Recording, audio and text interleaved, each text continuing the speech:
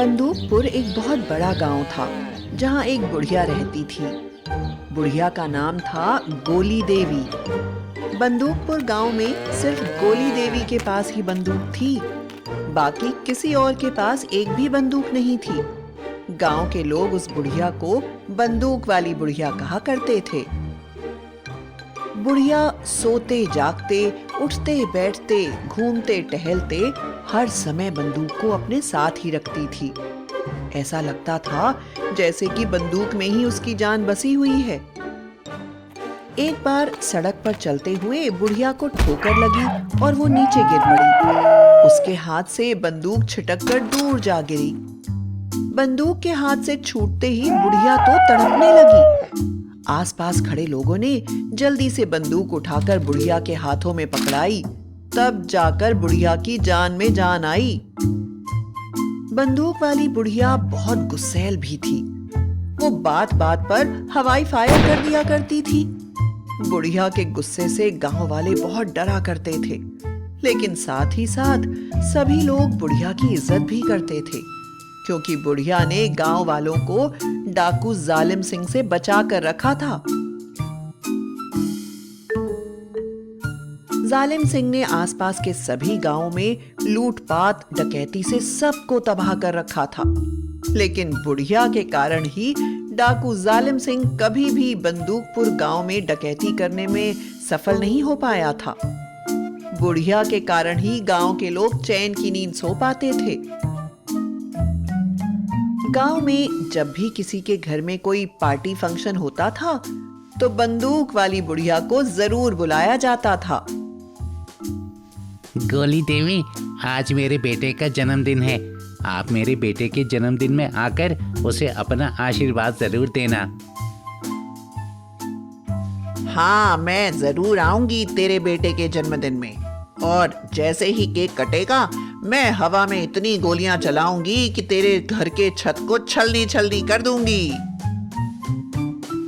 बेचारा रामू तो डर के मारे आगे कुछ बोला ही नहीं और वापस चला गया अपने बेटे के जन्मदिन की तैयारी करने।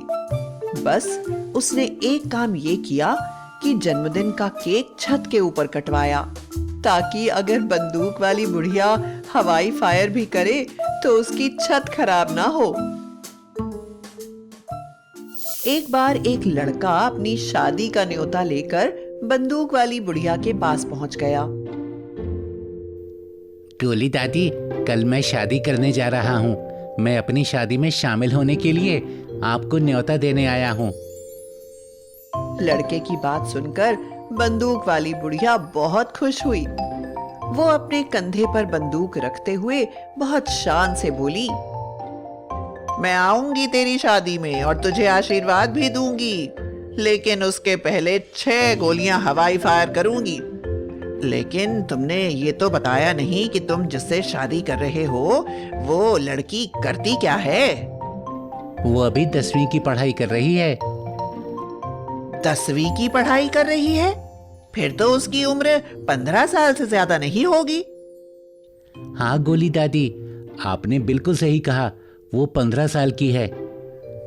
ये सुनते ही बंदूक वाली बुढ़िया ने अपनी बंदूक बंटी के ऊपर तान दी और बहुत गुस्से में बोली, अगर तूने नाबालिग लड़की से शादी की तो मैं तुझे गोली मार दूंगी।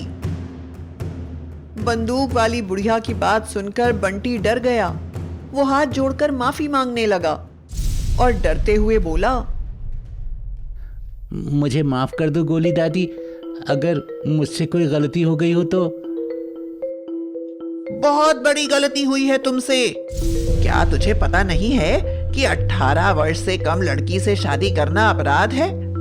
अगर तूने ये अपराध किया ना तो मैं गोली मारकर तुम्हारे दिमाग का सारा गोबर बाहर निकाल दूंगी। चल भाग जा यहाँ से। बुढ़िया की बात सुनते ही बंटी तो भाग खड़ा हुआ। उधर डाकू जालिम सिंह बंदूकपुर गांव में डकैती डालने की फिर से योजना बना रहा था।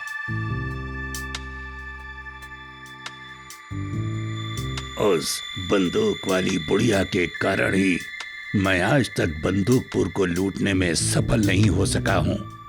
वो अकेले ही मेरे पूरे ग्रोह का मुकाबला करके हमें भागने पर मजबूर कर देती है। तो सरदार, तुम इस बार कौन सी चक्की का आटा खाकर बंदूक वाली बुढ़िया का मुकाबला करने जाओगे?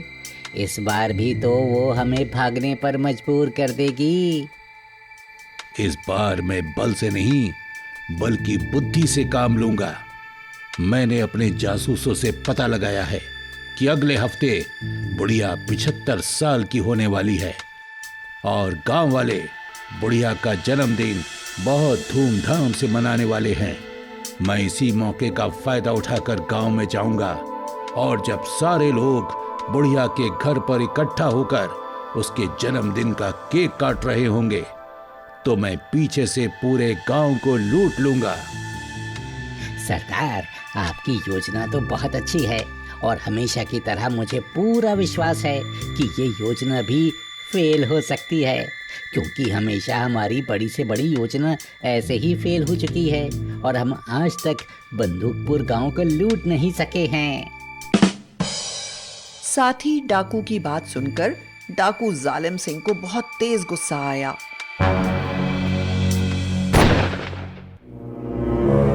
सुअर के बच्चों, तुम्हें क्या लगा सरदार खुश होगा, तालियां बजाएगा, मुजरा करेगा? नहीं सरदार, नहीं। जिसको लगता है कि मैं बंदूकपुर गांव में डाका नहीं डाल सकता, मुझे ऐसे साथी की कोई जरूरत नहीं है। मेरा नाम जालिम सिंह है और मैं बहुत ही जालिम आदमी हूं। अपने खिलाफ बोलने वाले किसी की भी मैं जान ले सकता हूं। हाँ सरदार, हाँ। जालिम सिंह के डर के आगे किसी ने कुछ भी नहीं बोला। कल मैं वेश बदलकर बंदूकपुर जाऊंगा और पता लगाने की कोशिश करूंगा कि किस किस के घर में ज्यादा माल पानी है और किस किस के घर को लूटने में ज्यादा आसानी रहेगी। अगले दिन डाकू जालिम सिंह वेश बदलकर बंदूकपुर गांव पहुंच गया और गांव के बाहर ही उसे बंदूक वाली बुढ़िया 2 लोगों के साथ मिल गई। दोनों लोगों ने अपने सिर पर अनाज की एक एक बोरी उठा रखी थी।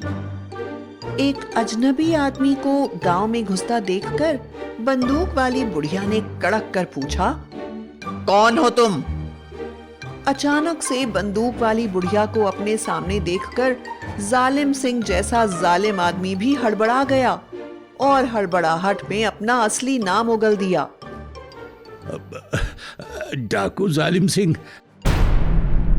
डाकू जालिम सिंह का नाम सुनते ही दोनों गांव वाले अपने सिर पर रखी अनाज की बोरी को जमीन पर पटककर भाग खड़े हुए। लेकिन बंदूक वाली बुढ़िया ने अपनी बंदूक जालिम सिंह के ऊपर तान दी। खबरदार जो एक कदम भी आगे बढ़ाया, नहीं तो गोली मारकर तुम्हारे दिमाग का गोबर बाहर निकाल दूंगी। लेकिन जालिम सिंह भी बहुत शातिर आदमी था। अपने सीने पर बंदूक तनी हुई होने के बावजूद भी वो जरा सा भी नहीं घबराया। उसने चालाकी से काम लिया। मार दो मुझे, गोली मार दो। अब इस दुनिया में मेरे लिए कुछ बचा ही क्या है। डाकू जालिम सिंह ने मेरा घर लूट लिया, मेरे पूरे परिवार की जान ले ली। मैं अपनी जान बचाकर जैसे तैसे भागा हूँ। मैंने सुना था कि बंदूकपुर गांव में एक बंदूक वाली बुढ़िया रहती है, जिसके कारण जालिम सिंह आज तक बंदूकपुर को लूट नहीं सका, तो मैं यहाँ आ गया। मेरी किस्मत में जालिम सिंह के हाथों बच जाना लिखा था तो मैं बच गया। मेरी किस्मत में तुम्हारे हाथों मरना लिखा होता तो मैं मर जाऊंगा। जालिम सिंह ने अपनी लच्छेदार बातों से बंदूक वाली बुढ़िया को ऐसा फुसलाया कि बुढ़िया को जालिम सिंह पर दया आ गई। बुढ़िया ने अपनी बंदूक जालिम सिंह के सीने से हटा ली और हवाई फायर करते हुए बोली, ये लड़कियों की तरह रोना बंद करो। अब तुम मेरी शरण में हो और मेरे जीते जी कोई भी तुम्हारा बाल भी बांका नहीं कर सकता है। मैं आपका एहसान जिंदगी भर नहीं भूलूंगा। वो दोनों आदमी जो जालिम सिंह का नाम सुनकर भाग खड़े हुए थे, वो सीधे पुलिस स्टेशन पहुंच गए थे। थानेदार साहब, हमारे गांव में डाकू जालिम सिंह आ गया है, चलकर उसे गिरफ्तार कर लीजिए। थानेदार ने उन दोनों की बात सुनी, लेकिन उनकी बात पर उन्हें जरा सा भी विश्वास नहीं हुआ। मांग खा के आए हो के तुम दोनों? है, जालिम सिंह ऐसे दिन के उजाले में नहीं आता है, और कोई उसे देख भी ले तो जालिम सिंह उसे जिंदा नहीं छोड़ता है। एक बार उसे देख लिया था मैंने, उसने मुझ पर गोली चला दी थी। वो तो ऊपर वाले का शुक्र है कि मेरी जान बच गई, लेकिन मेरी एक आंख फूट गई थी। थानेदार साहब, हम सच बोल रहे हैं। चलो भागो यहां से, नहीं तो तुम दोनों को ही गिरफ्तार करके जेल में डाल दूंगा। जानने कहां कहां से चले आते हैं। थानेदार की धमकी सुनकर दोनों गांव वाले भाग खड़े हुए। बंदूक वाली बुढ़िया के घर में जन्मदिन की तैयारी चल रही थी। लोग आ जा रहे थे और जालिम सिंह एक कोने में खड़ा सब देख देख कर अपनी लूट की योजना बना रहा था। और वो दिन आ ही गया जिस दिन बंदूक वाली बुढ़िया का जन्मदिन था। घर के बीचों बीच एक बड़ा सा केक रखा हुआ था, जहां पर ढेर सारे लोग जमा हो गए थे। रामू अपने छोटे बेटे के साथ आया, बंटी अपनी नई नवेली पत्नी के साथ आया था। बंदूक वाली बुढ़िया ने अपनी बंदूक की नोक पर चाकू बांधा और उसी से केक काटने लगी। बुढ़िया सभी को केक खिला ही रही थी कि थानेदार भी वहां पहुंचा। ओए माफ करना गोली देवी, मुझे आने में देर हो गई। कोई बात नहीं, अभी बहुत सारा केक बचा हुआ है, ये लो केक खाओ। तभी थानेदार की नजर कोने में खड़े जालिम सिंह पर पड़ी। जालिम सिंह को देखते ही थानेदार उसे पहचान गया और अपनी पिस्तौल निकालकर उसने जालिम सिंह पर तान दी। अपने आप को कानून के हवाले कर दो, नहीं तो मैं तुम्हें गोली मार दूंगा। ये क्या कर रहे हो थानेदार? दिमाग तो ठीक है ना तुम्हारा? मेरे होते तुम्हें डर नहीं लग रहा है? गोली मारकर तुम्हारे दिमाग का सारा गोबर बाहर निकाल दूंगी। मेरा दिमाग भी ठीक है और मेरी इकलौती आंख भी ठीक है। ये डाकू जालिम सिंह है, मैं इसे अंधेरे में भी पहचान सकता हूँ। जब जालिम सिंह ने देखा कि उसकी पोल खुल चुकी है, उसने भी अपनी पिस्तौल बाहर निकाल ली। पिस्तौल मेरे पास भी है और मैं गोली भी चला दूंगा। थानेदार को पता था कि अगर जालिम सिंह को मौका मिला तो वो किसी को भी जिंदा नहीं छोड़ेगा, इसलिए थानेदार ने तुरंत ही गोली चला दी। लेकिन इससे पहले कि गोली जालिम सिंह को लगती, बंदूक वाली बुढ़िया बीच में आ खड़ी हुई और गोली उसके पेट में लग गई। वो घायल होकर नीचे गिर गई। बुढ़िया ने जालिम सिंह से कहा, मैंने कहा था ना कि मेरे जीते जी कोई तुम्हें मार नहीं सकता है। मैंने अपना वचन निभा दिया।